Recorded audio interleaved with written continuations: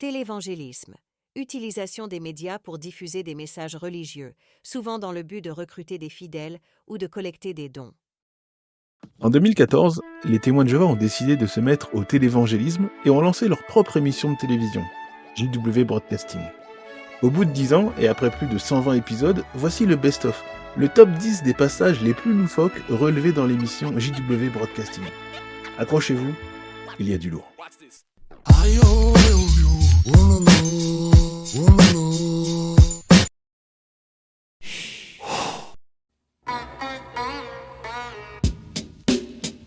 Numéro 10. On commence avec le JW Broadcasting de février 2015. Dans cet épisode, la Watchtower a la lumineuse idée de faire parler et même de faire chanter un présentoir mobile. Vous savez, les supports portables sur lesquels les témoins de Jéhovah étalent leurs publications et que vous avez probablement déjà croisés dans la rue. Le résultat artistique est assez discutable. Je vous laisse apprécier.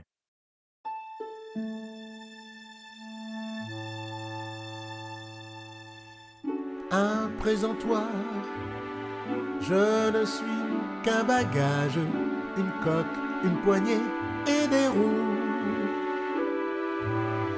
Un présentoir, mais je rends témoignage. Et ça fait quoi?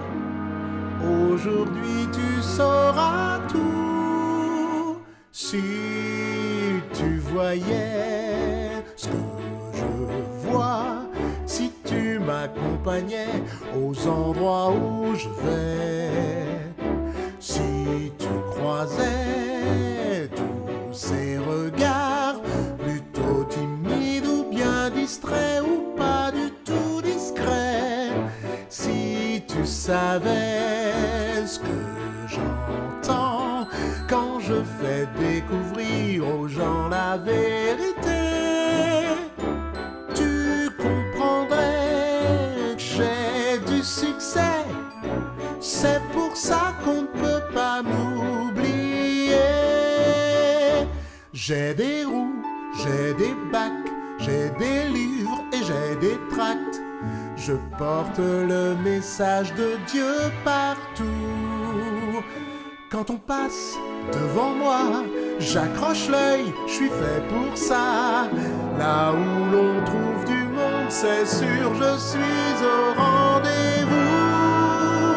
Si tu faisais ce que je fais, ton cœur battrait de joie du matin jusqu'au soir.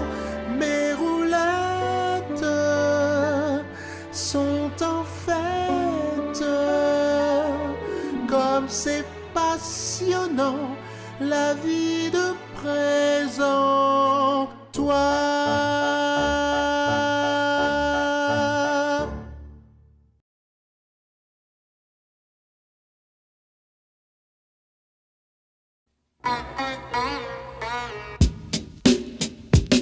Numéro 9.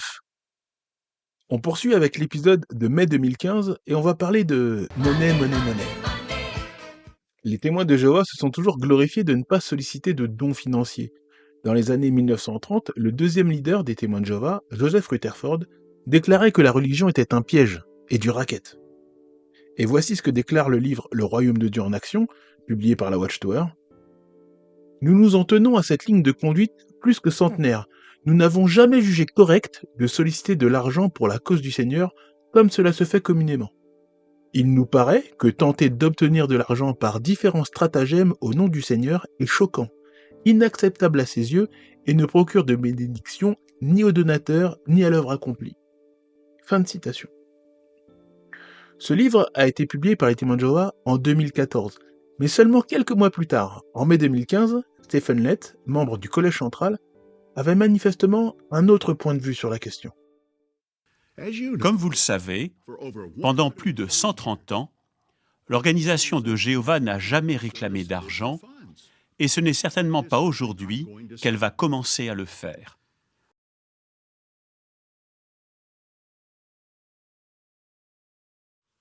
Nous avons examiné le budget de l'année prochaine et nous avons étudié les dépenses de tous les projets théocratiques prévus. En faisant les calculs, nous avons réalisé que les fonds nécessaires à ces projets seraient beaucoup plus importants que les ressources que nous avons reçues à ce jour.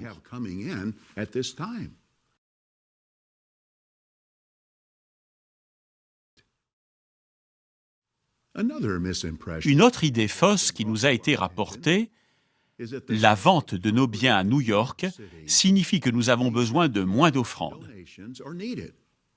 Néanmoins, pour remettre les choses dans leur contexte, il faut comprendre que la vente de notre plus grand bâtiment à New York ne permet d'assurer notre activité mondiale que pendant quelques semaines.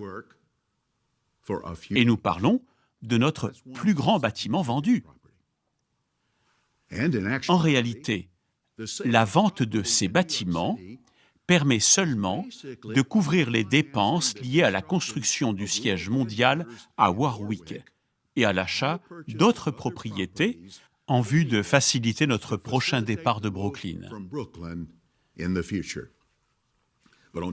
Mais en plus de cela, comme nous l'avons déjà dit, nous prévoyons d'intensifier le rythme des constructions de salles du royaume et d'antennes de traduction dans les années à venir.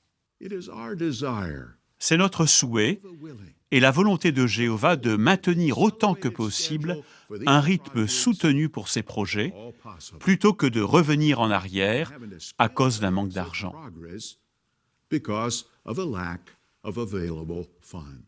Alors, à votre avis, s'agit-il d'un appel aux dons en bonne et due forme, ou est-ce qu'une autre explication est possible? Vous aurez noté que Stephen Lett cherche à minorer la vente du patrimoine immobilier de la Watchtower, patrimoine qui comprenait plus de 40 bâtiments répartis dans New York.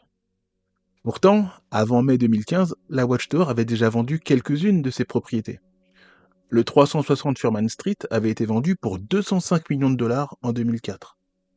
L'hôtel Bossert avait été vendu 80 millions de dollars en 2012.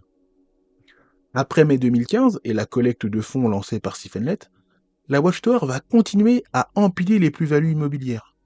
Rien qu'en 2016, le 85 J Street est vendu pour 345 millions de dollars. Le 2530 Columbia Heights est vendu pour 340 millions de dollars. Le 124 Columbia Heights est vendu 105 millions de dollars. Et en 2017, le 21 Clark Street est vendu 200 millions de dollars.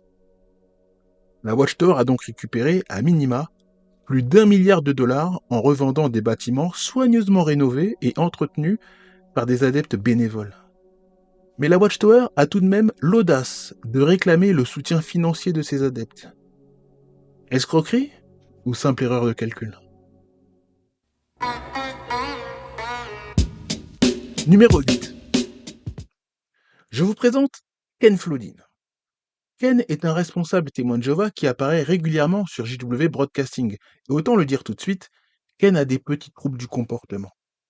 On le retrouve dans une vidéo de février 2016 dans laquelle il se lance fièrement dans une comparaison alambiquée sur le péché. Alors, rassurez-vous, ce n'est pas en train de devenir l'émission de cuisine de la Watchtower.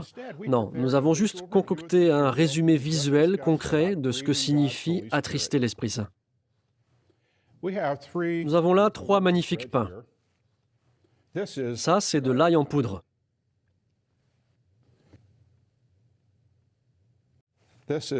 Ça, c'est de la boue.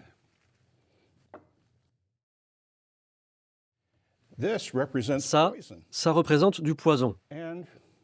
Et enfin, nous avons une poubelle. Le pain représente la relation que 3 personnes ont avec Jéhovah. 1 Samuel 16, verset 7 dit que l'homme voit ce qui paraît aux yeux. Mais Jéhovah, lui, voit ce que vaut le cœur. Oui, Jéhovah voit ce que nous sommes intérieurement. Et il connaît exactement l'état de notre relation avec lui. Comme vous le voyez, les 3 pains sont propres, rien ne les a avariés. Cela représente la bonne relation qu'Adam avait au départ avec Jéhovah et que tous les humains devaient avoir. Le péché d'Adam a entaché notre saine relation avec Jéhovah. L'ail en poudre représente le péché et l'imperfection héréditaire qui ont été transmis à tous les humains.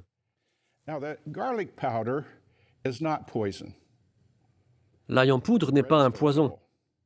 Le pain reste comestible, mais ce n'est plus du pain nature, il n'est plus pur. De manière similaire, bien que nous soyons entachés par le péché, Jéhovah ne nous rejette pas. Il nous permet d'entretenir une relation avec lui grâce au sacrifice de Jésus. Alors, résumons ce que nous avons vu. D'abord, le péché contre l'esprit. Ce que j'ai là représente du poison. Et quand les pharisiens ont refusé de reconnaître une manifestation évidente de l'Esprit Saint, c'est comme s'ils avaient rejeté Jéhovah lui-même. C'est comme s'ils avaient versé du poison sur le pain. Il s'infiltre partout. Et le pain est perdu. Quand Jéhovah décrète que quelqu'un a péché contre l'esprit, il n'y a plus de pardon possible. Sa relation avec Jéhovah est définitivement perdue. Jéhovah jette le pécheur tel un déchet, comme par exemple Judas, le fils de la destruction. Deuxièmement, rappelons ce qu'on entend généralement par péché grave. Si nous trempons le pain dans la boue, il devient sale.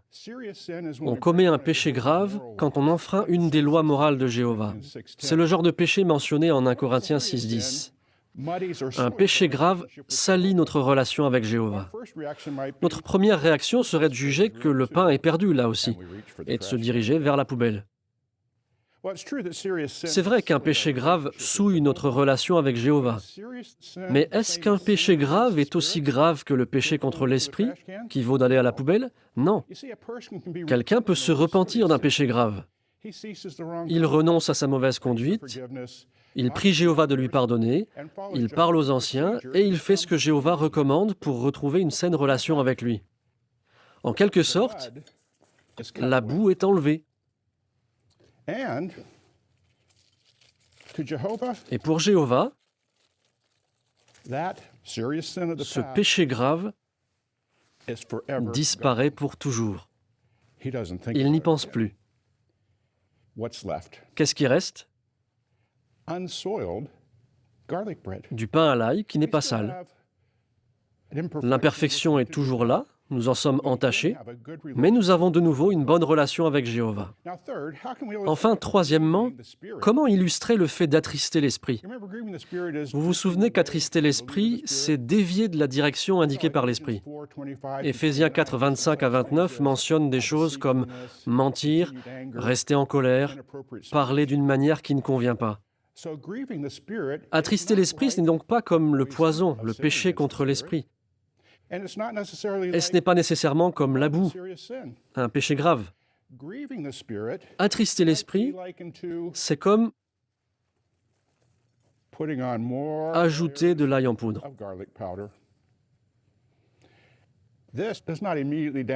Ça ne détruit pas aussitôt notre relation avec Jéhovah. Mais si nous continuons à dévier de la direction donnée par l'Esprit de Dieu, nous lui faisons de la peine. Nous attristons l'Esprit. Alors que faire?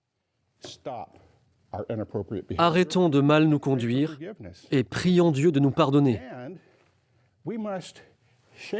Et cherchons à nous débarrasser des mauvais traits de personnalité qui nous restent. Même si nous restons imparfaits, nous pourrons alors avoir de nouveau une saine relation avec Jéhovah. Ken Flodin prend donc un malin plaisir à jeter du pain souillé à la poubelle pour illustrer le sort qui attend les humains que Dieu considérerait comme des déchets. À part le gaspillage alimentaire, clairement évitable, trouvez-vous ces explications convaincantes, ou plutôt dures à avaler? Est-ce que cette vidéo ressemble, de près ou de loin, aux enseignements du Christ? Ou est-ce plutôt le signe d'un enseignement arrogant et dogmatique? 2 ans et demi plus tard, en septembre 2018, Ken Flodin va récidiver.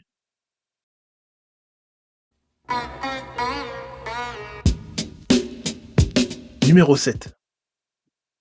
On retrouve donc Ken Flodin qui va expliquer avec son agressivité habituelle le sort réservé aux humains qui se laisseraient modeler par Satan. Dans la vidéo sur le soufflage de verre, nous avons pu constater le savoir-faire des artisans. Ils produisent des objets en verre de toute beauté et très utiles.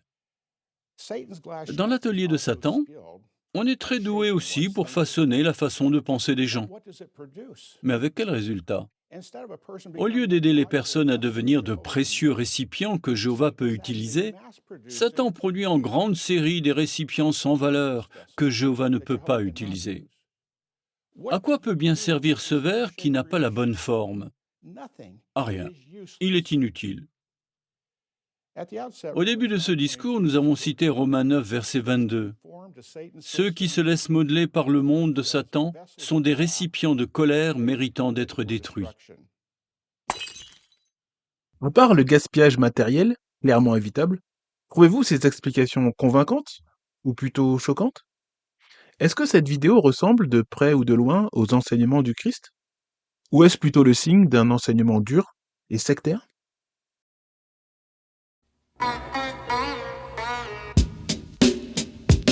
Numéro 6. Et il s'agit d'un gros morceau puisqu'on va évoquer la doctrine de la génération de 1914. Les témoins de Jéhovah enseignent que Jésus a commencé à régner de manière invisible en tant que roi céleste en 1914. Et que 1914 marque aussi le début de la fin des temps, marqué par une recrudescence des guerres, des famines, des épidémies, des tremblements de terre, etc. Pour étoffer cette doctrine déjà compliquée, les témoins de Jéhovah se raccrochent aux paroles prononcées par Jésus en Matthieu chapitre 24, verset 34. « Cette génération ne passera pas que toutes ces choses ne soient arrivées. » Selon les témoins de Jéhovah, cette génération est constituée des témoins de Jéhovah qui étaient vivants en 1914 et qui seront toujours en vie avant la fin du monde. C'est ainsi que dans la tour de garde du 15 août 1984, la Watchtower représente fièrement une quinzaine d'adeptes déjà très âgés et qui étaient vivants en 1914 et qui étaient supposés ne pas mourir avant que la fin du monde n'arrive. Nous sommes en 2025, plus de 40 années ont passé. Malheureusement, ou plutôt naturellement, tous ces témoins de Jéhovah sont décédés depuis longtemps, sans que la fin ne soit jamais arrivée. Mais revenons en septembre 2015. David Splane, membre du Collège Central, va profiter de l'épisode mensuel de JW Broadcasting pour essayer de ressusciter cette doctrine mal en point. Voulez-vous connaître la façon d'évaluer facilement l'étendue de cette génération? Un bon moyen consiste à considérer le cas de frère Frédéric Franz. Il est représenté par les initiales FWF sur ce tableau. Comme nous l'avons dit plus tôt, frère Franz est né en 1893. Il s'est fait baptiser en novembre 1913. Étant l'un des oints du Seigneur, il a donc vu le signe en 1914 et a compris sa signification. Frère Franz a atteint un âge avancé. Il a terminé sa course terrestre à l'âge de 99 ans, en 1992. Maintenant, connaissez-vous beaucoup de frères qui étaient de la classe Wint en 1914 et qui ont vécu plus longtemps que frère Franz? Il a pu y en avoir quelques-uns, mais pas beaucoup. Poussons le raisonnement plus loin et supposons que frère Franz a été la dernière personne du premier groupe de membres Wint, c'est-à-dire le groupe qui était Wint en 1914, qui a vu le signe et a continué à servir fidèlement. Nous ne voulons pas dire que frère Franz était le dernier, nous n'en savons rien, mais admettons-le pour suivre le raisonnement. Pour faire partie de cette génération, une personne aurait dû être Wint avant 1992, car c'est seulement ainsi qu'elle aurait pu être contemporaine de ceux du premier groupe. Répétons-le, nous ne sommes pas en train de dire que frère Franz était le dernier Wint de ce premier groupe. Nous gardons cette hypothèse pour avoir un repère. Toute personne ayant reçu l'onction après 1992 ferait partie des membres Wint, mais pas de la génération en question. Et Jésus a dit que cette génération ne passera pas que toutes ces choses n'arrivent. Commencez-vous à voir comment tout cela a un lien avec l'urgence de notre époque? Quelqu'un pourrait dire: on sait que quelques-uns des membres Wint seront sur la terre lorsque la grande tribulation éclatera. Mais qui peut affirmer que Jéhovah ne nommera pas d'autres membres Wint dans les années à venir et qu'ils ne liront pas notre propre histoire dans une mise à jour du livre Prédicateur? quiconque recevrait l'onction dans les années à venir ne serait pas contemporain des membres du premier groupe, tous ayant quitté la scène terrestre. Et Jésus a dit, cette génération ne passera pas que toutes ces choses n'arrivent. Une telle personne ne ferait donc pas partie de cette génération. Aujourd'hui, les membres du second groupe prennent de l'âge. C'est évident quand on voit ceux qui le composent. Nous avons vu les photos de certains d'entre eux. On peut y ajouter Carl Klein, John Barr, Albert Schroeder, ainsi que tous les membres actuels du Collège central qui font partie de la génération. Et certains d'entre eux sont déjà bien âgés. Ainsi donc, frères, nous sommes déjà très avancés dans le temps de la fin. Ce n'est surtout pas le moment de nous relâcher. Prêtons donc une grande attention au conseil de Jésus que l'on trouve en Matthieu 24, 42. Veillez donc, parce que vous ne savez pas quel jour votre Seigneur vient. Je vous rassure, si vous n'avez rien compris, malgré le ton très sérieux de David Splain, c'est normal. Je vais essayer de vous aider. Les témoins de Jéhovah enseignaient qu'il n'y avait qu'une seule génération qui était vivante en 1914 et qui ne devait pas avoir complètement disparu avant la fin. Sauf que cette génération est désormais disparue.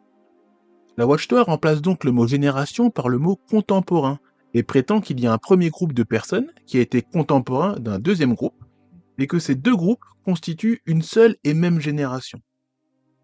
Cette explication n'a aucune base biblique, mais également aucune base logique.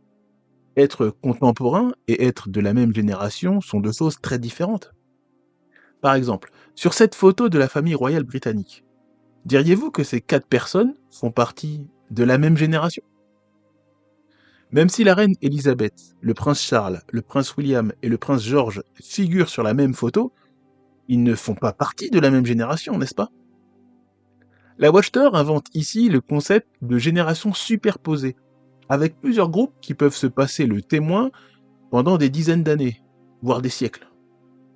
La doctrine de 1914 est morte depuis longtemps, mais manifestement, la Watchtower décide de la garder sous assistance respiratoire.